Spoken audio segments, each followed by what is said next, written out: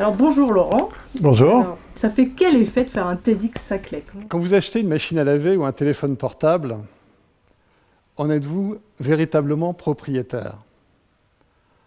Acheter un produit vous autorise-t-il à détruire l'ensemble de ses constituants sans vous soucier de l'impact environnemental que ça implique? Le jour du dépassement, vous savez, ce jour à partir duquel on a épuisé l'ensemble des ressources que la Terre peut renouveler dans l'année et où on commence à puiser de façon irréversible dans ses réserves. Avant, un peu tendu parce que c'était nouveau. Alors c'était vraiment une occasion d'apprendre. C'était une belle expérience. Et puis après, content, parce que c'est une occasion de faire passer un message. J'espère qu'il a été entendu. Et donc, c'est une belle opportunité. En plus, en l'occurrence, moi, je représente un groupe de travail qui a été issu du Brenatton. Et donc, je suis assez fier d'avoir pu porter la parole.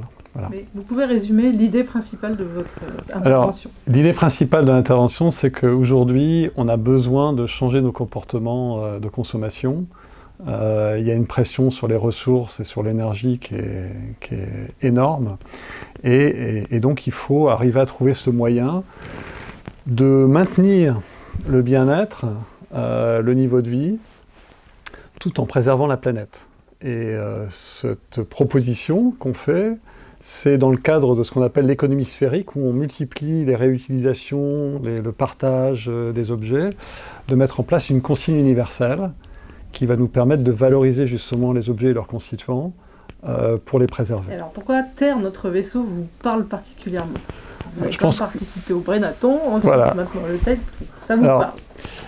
Ça me parle à de multiples titres. Ça me parle parce que je pense qu'on a besoin d'inscrire nos actions, qu'on soit un individu, un entrepreneur, un employé, un citoyen, dans une démarche qui a du sens.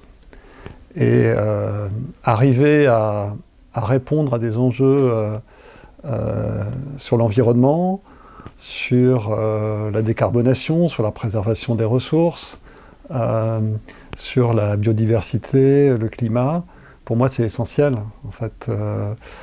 Et donc être capable modestement d'apporter sa petite pierre à l'édifice avec des idées et des messages, c'est quelque chose qui me motive beaucoup et qui donne du sens à mes actions, encore une fois en tant que citoyen, mais également en tant qu'entrepreneur, puisque j'ai la chance de diriger une entreprise de la région. Voilà. Alors justement, on parle de région, Paris-Saclay. Donc ouais. Pour vous, ça a un sens particulier, vous avez un lien très fort avec tout à fait, tout à fait. Alors, il se trouve que cette région, je la connais bien, puisque avant d'occuper le poste que j'occupe aujourd'hui, je travaillais dans une autre entreprise qui était basée dans cette région, aussi dans la haute technologie. L'implantation de notre entreprise aujourd'hui, qui est Oriba France, elle date de 2012.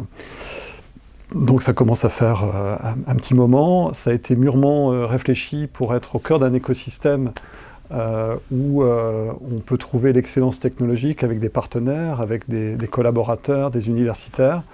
Et donc cet écosystème a beaucoup de sens pour nous en tant qu'entreprise, mais j'y trouve aussi beaucoup de plaisir personnellement à côtoyer des gens de haut niveau et aussi des startups qui ont beaucoup d'idées pour changer le monde de demain. Voilà. Parfait, merci beaucoup. Merci.